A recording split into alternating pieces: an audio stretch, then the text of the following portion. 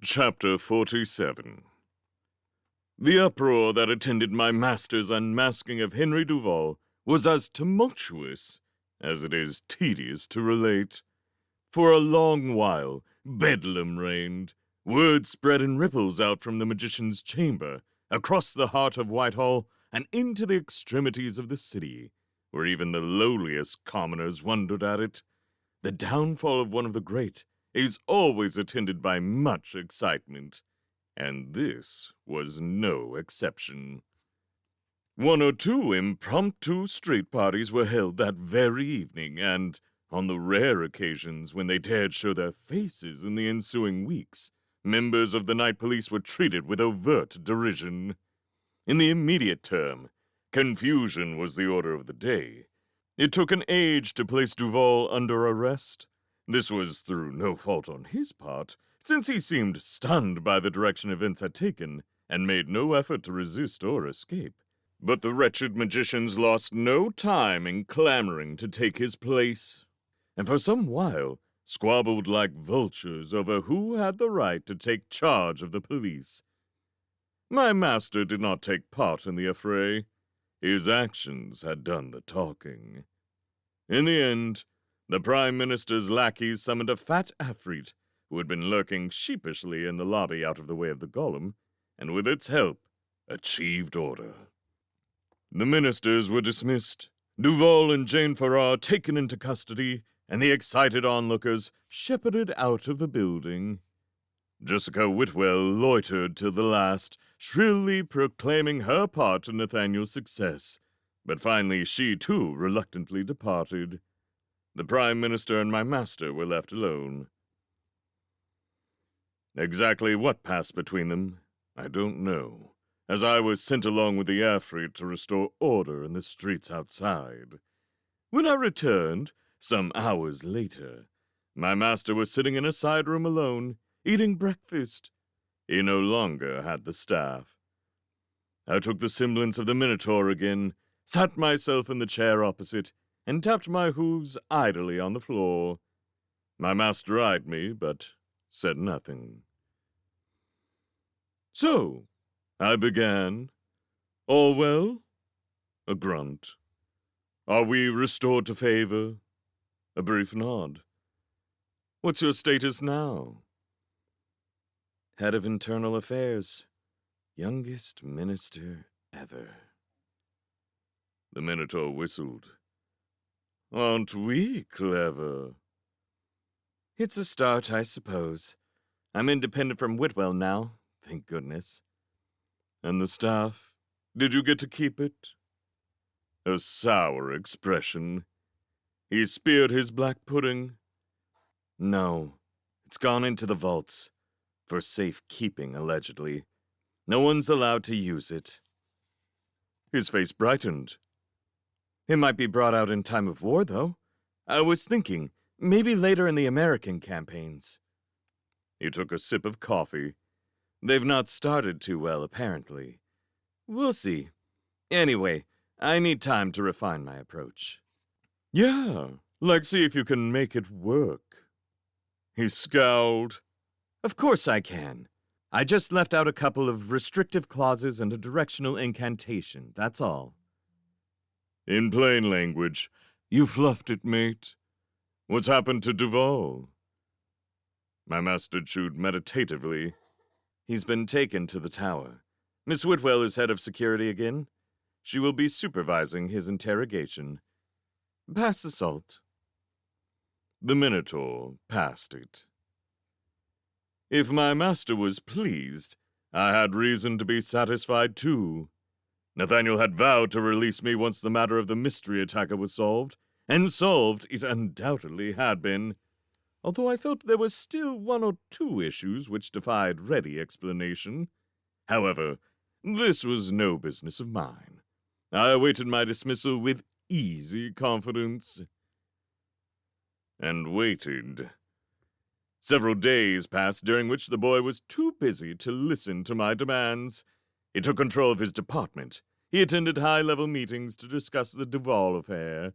He moved out of his old master's apartment and, using his new salary and a gift from the Grateful Prime Minister purchased a swanky townhouse in a leafy square not far from Westminster. This last required me to carry out a number of dubious chores, which I haven't time to go into here. He attended parties at the Prime Minister's residence at Richmond, held functions for his new employees, and spent his evenings at the theater, watching abysmal plays for which he had acquired an inexplicable taste. It was a hectic lifestyle. Whenever possible, I reminded him of his obligations. Yes, yes, he would say, on his way out in the mornings. I'll deal with you presently. Now, for my reception room curtains, I require an ell of oyster gray silk. Make the purchase from Fielding's, and get a couple of extra cushions while you're at it. I could do with some Tashkent enameling in the bathroom, too. Your 6 weeks, I said pointedly, are almost up. Yes, yes. Now, I really must go. One evening, he returned home early. I was below stairs, supervising the tiling of his kitchen, but somehow tore myself away to press my case once more. I found him in his dining room, an ostentatious space currently without furniture. He was staring at the empty fireplace and the cold blank walls. You need a proper pattern in here, I said. Wallpaper to suit your age. What about a car motif or steam trains? He wandered to the window, his feet tapping on the hollow boards. Duval confessed today, he said at last. That's good, I said. Isn't it? He was looking out at the trees of the square. I suppose. Because with my magical powers, I detect that you don't seem wildly satisfied. Oh, yes. He turned to me, forced a smile. It clears up a lot of things, but most of them we knew already. We'd found the workshop in the cellar of Duval's house, the pit where the golem was made, the crystal through which he controlled the eye. He worked the creature, no question. Well then. Today he acknowledged all that. He said he'd long wanted to expand his role, diminish Miss Whitwell and the others. The golem was his method. It created chaos, undermined the other ministers. After a few attacks, with no solution found and everyone in disarray, Devereux was only too happy to give him more authority. The police were given more powers. Duval got the security post. From there, he'd have been better placed to overthrow Devereux in time. Sounds fairly clear, I agreed. I don't know. The boy screwed down the corners of his mouth. Everyone's satisfied. Whitwell's back in her old job. Devereux and the other ministers are heading back to their silly feasts. Pin's reconstructing his shop already. Even Jane Farrar's been set free, as there's no evidence she knew about her master's treachery. They're all happy to put it out of their minds. But I'm not sure. Several things don't add up. Such as? Duval claimed he wasn't alone in this. He says someone put him up to it. A scholar named Hopkins. He says this Hopkins brought him the golem's eye, taught him how to use it. He says this Hopkins put him in touch with the bearded mercenary, and encouraged Duval to send him out to Prague to track down the magician Kafka. When I started investigating, Duval contacted the mercenary in Prague and told him to stop me. But Hopkins was the brains of the whole thing. This rings true to me. Duval wasn't bright enough to work it all out alone. He was the leader of a bunch of werewolves, not a great magician. But can we find this Hopkins? No. No one knows who he is, or where he lives. He's nowhere to be seen. It's as if he doesn't exist. Perhaps he doesn't. That's what the others think. They reckon Duval was trying to shift the blame, and everyone assumes he was involved in the Lovelace conspiracy too. The mercenary proves it, they say. But I don't know. Hardly likely, I said. Duval was trapped with the others in the great pentacle at Heddleham Hall, wasn't he? He wasn't part of that conspiracy. Sounds like Hopkins might have been, though. He's the connection, if you can find him. He sighed. That's a big if. Perhaps Duval knows more than he's telling. He might spill more beans. Not now. The boy's face sagged insensibly. He suddenly looked tired and old.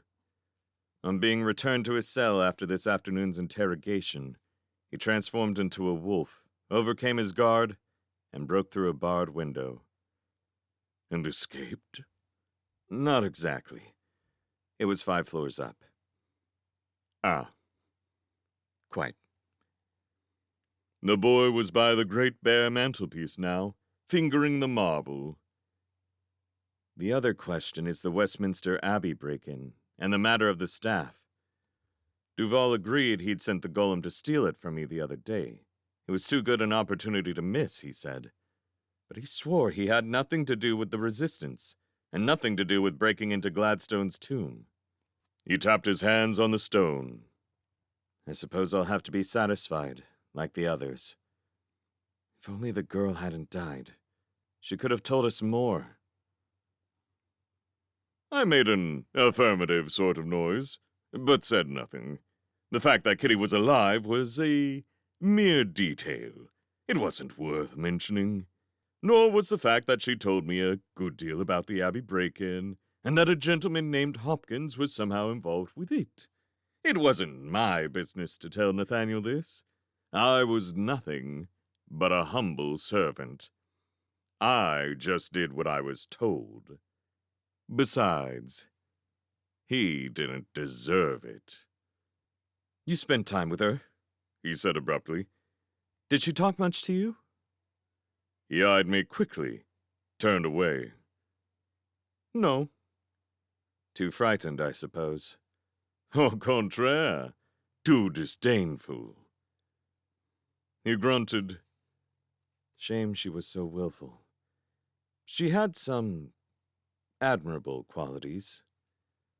Oh, you noticed those, did you? I thought you were too busy reneging on your promise to give much thought to her. His cheeks flushed red. I had little choice, Bartimaeus. Don't give me anything about choice, I snapped. She could have chosen to let you die. He stamped his foot. I'm not going to have you criticizing my actions. Actions nothing. It's your morals I object to. Still less my morals. You're the demon, remember? Why should it matter to you?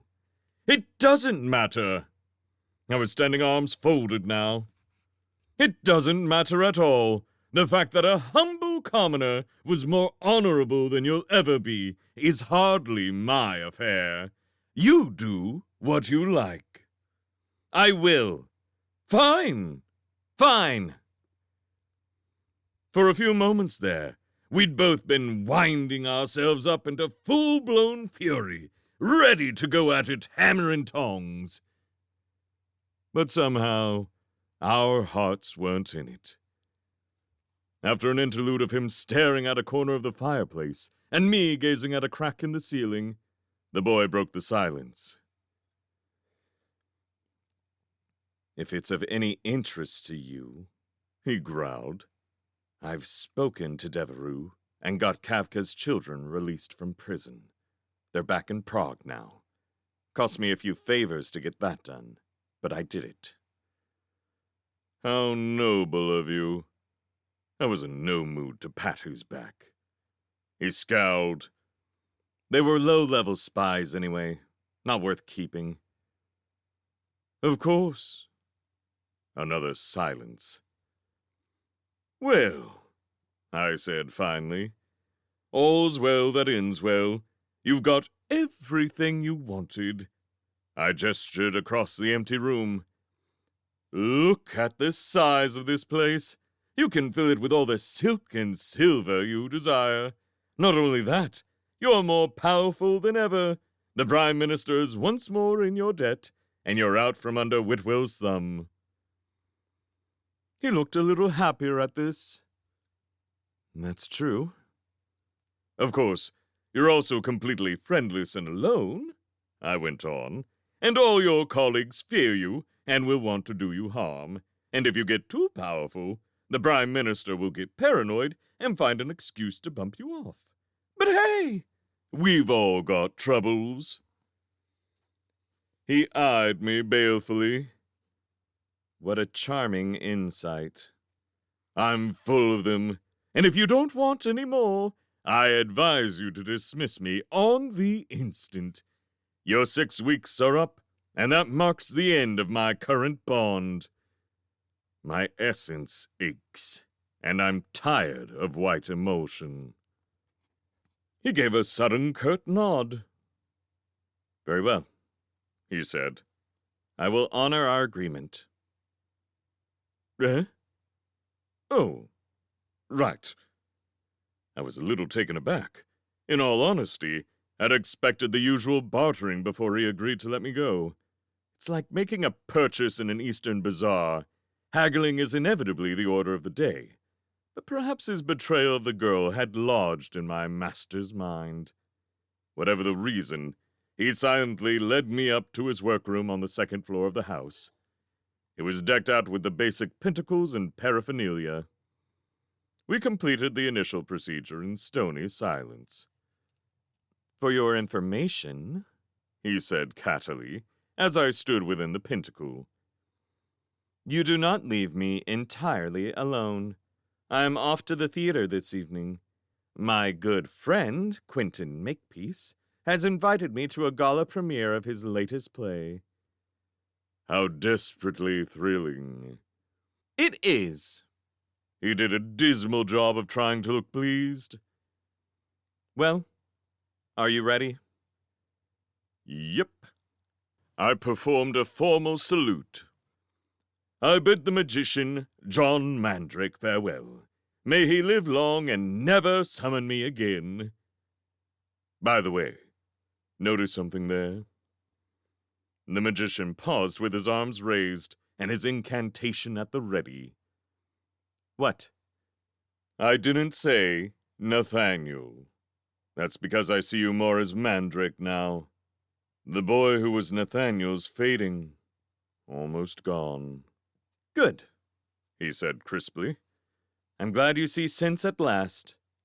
He cleared his throat. So, farewell, Bartimaeus. Farewell. He spoke. I went. I didn't have time to tell him he'd kind of missed the point.